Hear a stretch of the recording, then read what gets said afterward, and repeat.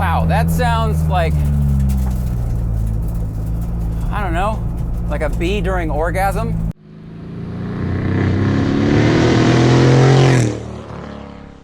Good morning, everybody. Welcome to a very special day for me because I have never driven a Honda S2000 before, and this is the first one. That's redundant. That's what first means, and I'm sitting in one. It's interesting because the first version I'm driving is a extreme track car built for time attack and other competition. So this is a AP1 S2000. We'll get into that during the drive, but basically there were two generations, AP1 and AP2. This is an AP1 chassis, but it has an AP2 block with higher compression pistons, 12.5 compression. But when they made the AP2, they changed some of the suspension geometry, they changed some of the looks, some transmission components. But this is a Frankenstein car, obviously, as you can judge by having a door panel here and none over here, and the roll cage, and the solo data system. So it has some AP2 components and has other components. It has a WiseFab grip kit, so that changes all the suspension geometry, making it a much more neutral car, fixing some of the attributes the AP1 and AP2 were known for. It also has the larger compression piston, so it makes about 240 wheel horsepower on race gas. That is the same as this car makes in the crank in stock form. It has field suspension, amazing dampers, and Titan 7 wheels. It's got sticky Yokohama tires. It's got a race bred front splitter, and obviously the amazing NACA ducts and heat extractors in the hood. This thing is really serious, and it's going to be a very interesting education about what the S2000 is about, because it's an S2000 plus. So let's start the red, hit the red start button, which is where this trend started, and you know, every car today has a start button. But first, we're gonna need the key, aren't we? That's amazing. Kevin Burke, ladies and gentlemen. Kevin Burke, time attack driver, two-time S2K challenge champion, for getting the keys. Okay.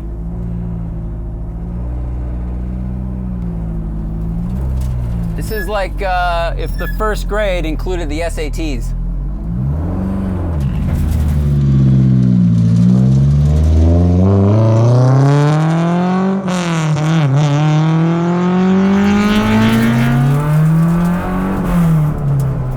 Obviously, it's going to be pretty noisy.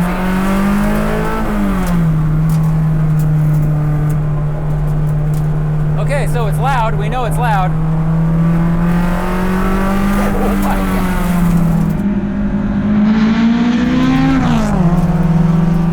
Oh, wow.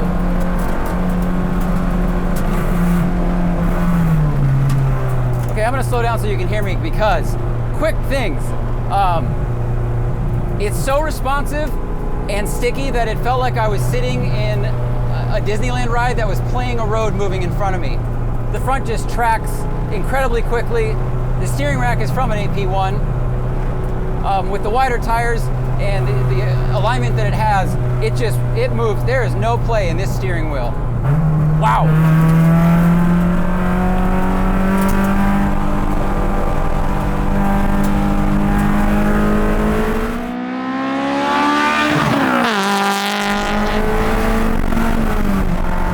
Eardrums.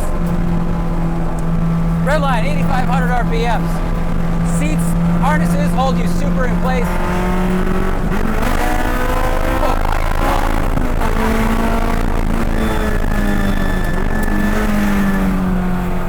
God. Brakes have really good feel, really good bite actually. They bite really quick at the top. Softer pedal than I was expecting. They're lighter at the top, and then they grab harder and they respond to or push back against your foot harder. So Kevin, he's tracked this thing a ton, and they didn't make a big brake kit for the rear brakes for a while. So he met one of the engineers of StopTech and said, hey, can we do a big brake kit in the rear? So they actually developed it on this car. And I'm glad they did. Because you can carry a lot of speed. Whoa! Wow! Oh!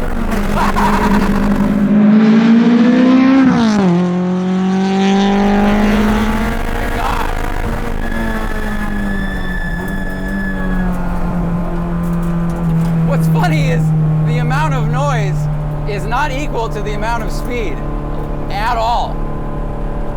We're gonna blow up the speakers now. Turn your volume down because there's a tunnel coming.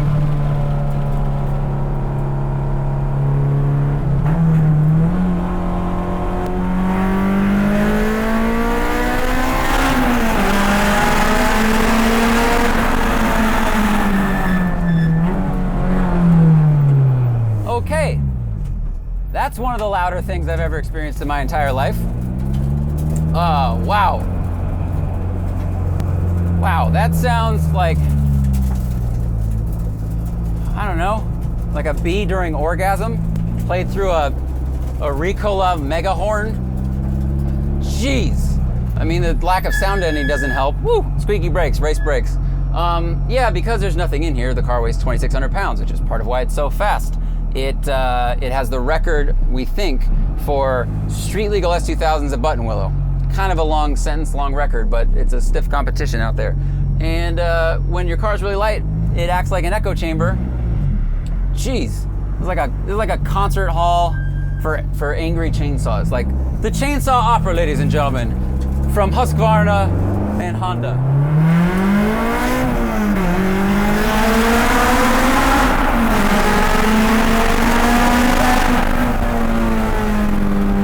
Okay, you know what that is? That's a simulator for driving an F1 car at Monaco. That's what that is. Wow.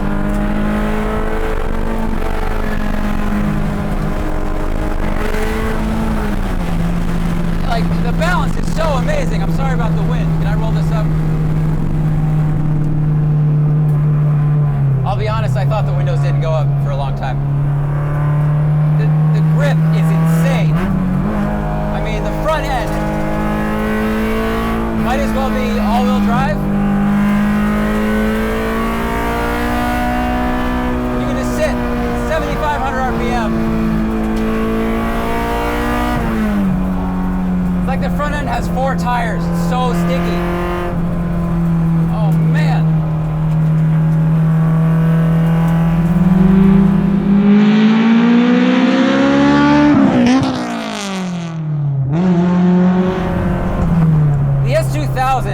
Was the swan song of a brilliant engineer. His first name is Shiberu. I can't remember his last name. I'll put it below. It's like Ubero.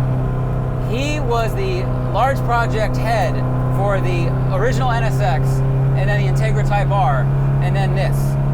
So the guy clearly knows how to make a really good driver's car because that resume is incredibly strong. This car was kind of an homage to Honda's first car. Their first production car was the S500. It was a little convertible. It had a very tiny, I think like under 1 liter engine, but it revved to 9,000 RPM, made like very little horsepower.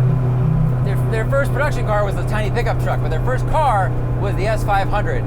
Now this coming out in 2000 was the S2000. It's one of my favorite cars. I think it's beautiful. I think that it will look good forever.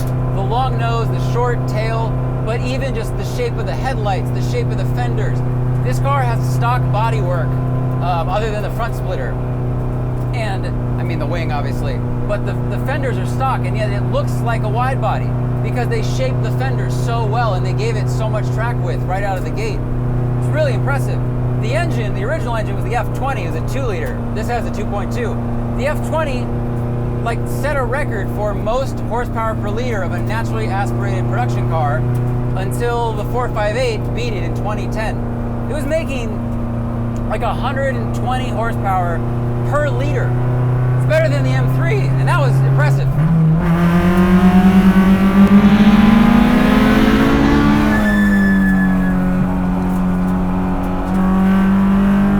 It's just so sticky. Wow. I am not near the limits of this car, and that is fine. I don't need to be.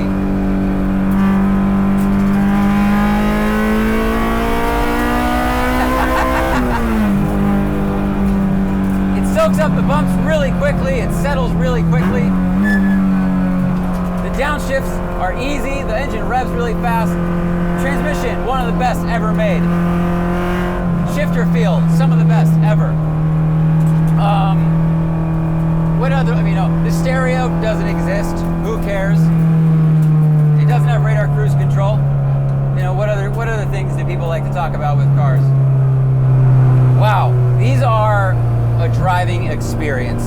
They are great. I mean, it's the first one I've driven. It's a little bit of a cheater car, but the fact that this chassis has 120 track days on it, and the subframe hasn't ripped apart, it hasn't cracked like other sports cars do, BMW, really stands to how well it was engineered. And that's kind of what you expect from Honda, but they did a really good job. They did a really good job.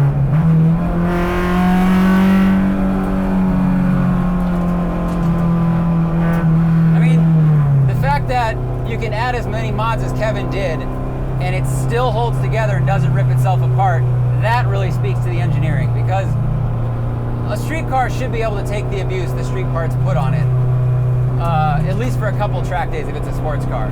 When you start adding bigger wheels and tires, when you start adding different control arms and suspension, that will stress the chassis more than the stock components. So, you know, if it damages the car, then you're like, okay, well, that's kind of on the owner of the car, putting more stress on it.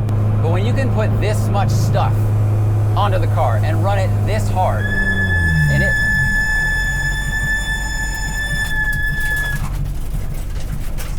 Steam train, 4 o'clock, arriving now, taking you to the finish line at 3 p.m. Wow. Wow. Yeah, okay. I feel like I'm in the Old West and the train just pulled into like Dodge City.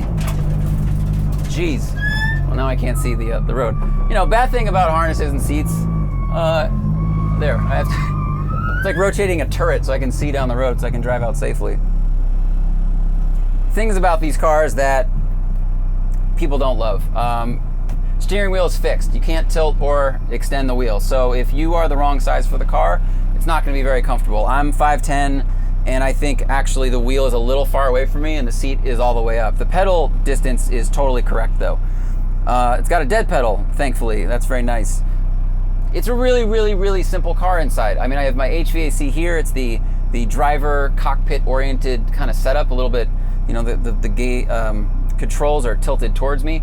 But over here, there's nothing. There's nothing. There's like one vent way over there in the distance that I can't reach if I wanted to. It comes with a stereo that's not in here anymore. Otherwise, it's a really simple car. If you watch Savage Geese's channel, he did a really good 37-minute like deep dive into the Honda S2000 because he's owned 4 of them. He says you don't want to drive them every day. They squeak and rattle a little bit, which I guess is probably a trade-off of that stiff chassis. I can't comment on the squeaks and rattles in this because, you know, the door latch over there is held on by a zip tie, so that's going to rattle around. That's not really a fair assessment. But what I do like about the S2000 is it's a little more livable and bigger than the Miata. It's probably just as reliable unless you beat the hell out of it at the track. We'll get to that in a second. I think it looks amazing. The Miatas to me are always like, they look good enough to justify what they are. Looks are always second to the Miata. They're one of the best driving experiences on the planet. But I think the S2000 is a car that I could, like, you know, sit in my garage and look at it. I could put a wallpaper on my computer and look at it. I really, really like the way they look. And it still has that driver interaction, driver feel, and reliability that Miatas also have. Unless you're Kevin, because Kevin says he blows a motor every year in this car. Now he does 40 track days a year in them and holds them at redline in the corners. So if you don't do that, yours will probably last a lot longer. But that's why this has a 2.2 liter in the front instead of a 2 liter. Here we go. First gear. Full throttle. All the noise, all the steering. Wow.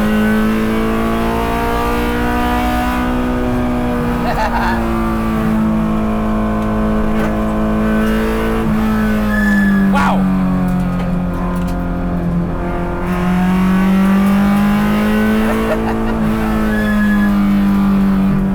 It just makes you smile. It does. I know it's a cheater car.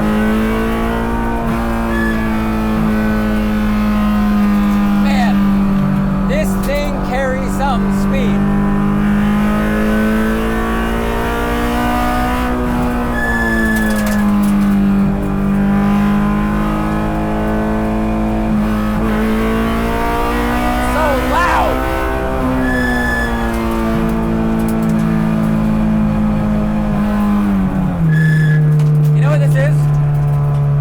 The sound of a rotary, but you want it to be slightly more reliable, just get a Honda S2000, put in a 7-pound exhaust. Yeah, a 7-pound, the whole exhaust weighs 7 pounds from the header back, and just take out everything in the interior. You know, just climb inside a metal irrigation pipe and then tape a power drill into the on position and then just drop it on the ground so it skitters around. That's what it sounds like. Jesus.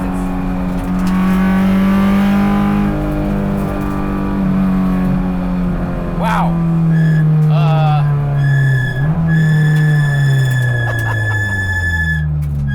So many sounds. So many sounds. You know, I wouldn't play this song at my wedding. Whoops. All right, that was an error. I hit the engine. New cars, the engine button is both for on and off. This is on over here and off over here. So I'll give myself half credit for failing at that and half credit for not making that big a mistake. Geez. Okay, I have a lot of adrenaline now and my hands are shaking. I really like the S2000 and this justified why. Yeah, it's a race car. Yeah, it's fully built. One, it's put together really well. So Kevin and Rockstar Garage did a really, really good job setting this up. Yeah, it did a really good job. Quick steering rack, amazing, everything. But, geez, I don't even have thoughts anymore. I need to drive a stock one of these and see how it compares. That's what needs to happen. So if you have a stock or very lightly modified S2000 in Los Angeles, email me at thesmokingtire@gmail.com. And let's see if meeting the stock hero is as good as meeting this one. Because, wow, if you need a track car and you're already deaf, you should look into one of these, because as a platform, that is quite an experience. I have tinnitus now, like Archer, like mo. I'm out of brain cells and adrenaline, so check out our podcast. Smoking Tire Podcast airs twice a week. Check out our shirts on Blip Shift, new ones all the time. Keep watching the videos, sharing the videos. It helps us a ton. Thank you guys for watching, and I will see you later after I see an ENT doctor.